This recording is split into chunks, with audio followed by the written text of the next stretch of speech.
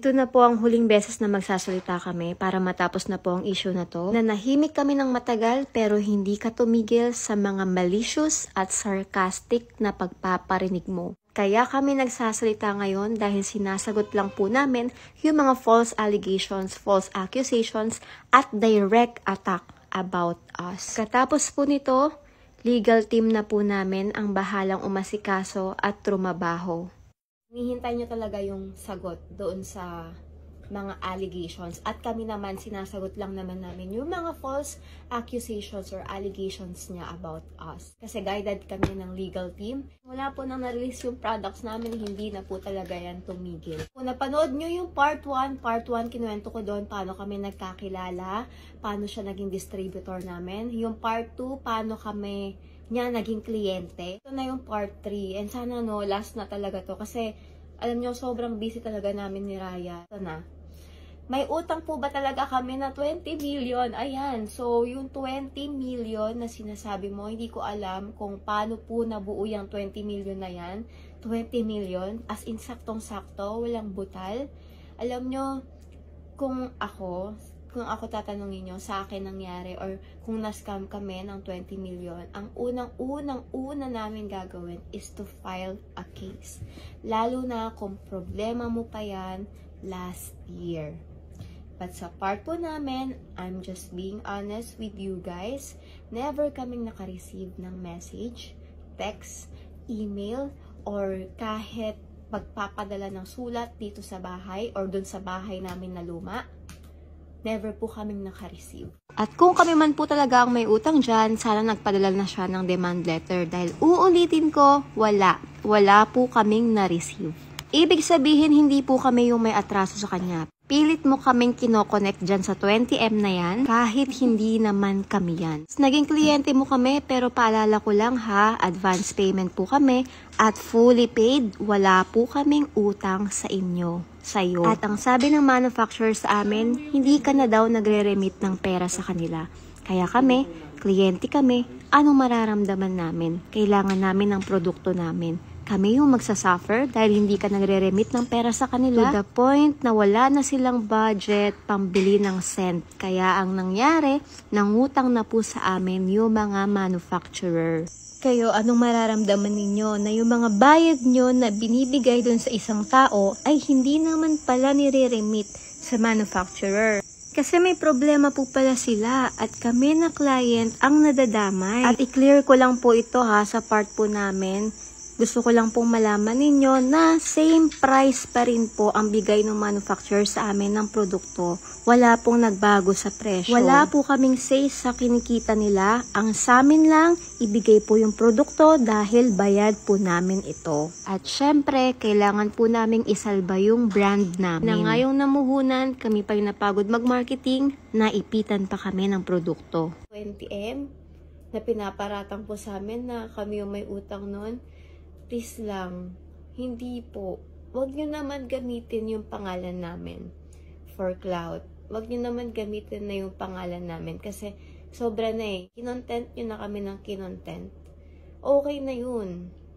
Tama na. Masaya na kami sa negosyo namin. No? Masaya na kami sa kung ano po yung na-achieve namin sa buhay. Ang gusto lang namin to settle this privately, nagpadala kami ilang beses ng letter sa inyo dahil yung mga paninira nyo, sobra-sobra na yung mga kasinungalingan nyo. Nagpadala po kami sa email, nagpadala din po kami sa bahay nila. Wala po. Hindi na po siya sumagot. After nun, wala. Kaya, di ko talaga alam kung bakit ang laki ng hinuhugot niya na 20 million sa amin. Sasabihin nyo, nananahimik kami, ganyan-ganyan. Kasi paano hindi kami mananahimik? Hindi naman kasi yung totoo. At saka, kung meron man kaming utang na ganyan kalaki, hindi kami makakatulog kung yung perang pinambili namin sa mga yan, pinangkain ng pamilya namin, ay galing sa nakaw. Pinavalue namin yung peace of mind namin. Email nga, hindi ka makapag-response. Huwag kaming i-text. Kasi yung mga kaibigan ko, meron kang phone number nila, diba? Nakakausap mo sila. Instagram, PM mo kami sa Messenger. Sa TikTok, PM mo ko. Pero wala. Wala akong narinig ni ha, ni ho na galing sa'yo. Ang mga narinig ko lang puro paninira at puro kasinungalingan mo. May pinaparatangan mo, finifeed mo, minamanipulate mo yung mga tao at yung mga viewers mo na ikaw yung kawawa, ikaw yung aping-ape. Supportan ka namin sa planta-plantahan ng gusto mo, sa business na gusto mo. But at the end of the day, kami pa rin yung ginawan mo ng masama. Actually, dapat kami yung maglabas talaga ng sama ng loob dito. Kasi unang-una sa lahat, yun, meron kang ginawa sa sabon namin. Pero anong ginawa namin? Nanahimik na naman kami. At sa Necotayon po, hindi ka namin seller. Hindi ka po namin distributor. O, ina-advise ko lahat sa inyo. Kung bibili po kayo ng mga products namin tulad ng Necotayon at Necosi, please make sure to buy sa mga authorized seller. Kasi this is a food supplement. At kapag unauthorized seller yung nabilhan nyo, hindi po namin magagaranti kung original po ba yung tinitinda niya. Tandaan po ninyo, ang supplement po iniinom yan. Next naman, sa 7-day set, meron pa daw siyang 28,000 on hand na 7-day set. Ma'am, ito lang yan. Mag-reply ka lang po sa email namin. Kakasimula pa lang ng taon, nakipag-coordinate na kami sa kanya. Amin na, i-refund namin. Ibalik mo lang. Ano na naman yung ginawa mo? Content mo na naman kami na sinasabi namin ayaw namin magpa-refund. Ito guys, makikita nyo, January pa lang, nakikipag-usap na kami na mag-reply siya dun sa lawyer namin. Kailangan po namin ng lawyer kasi nga po, meron pa po kaming other issues sa kanya na kailangan namin isettle para lahat sabay-sabay na. Po, basahin nyo, pati yung sinasabi mong replacement, willing po kaming kuhanin at palitan yan.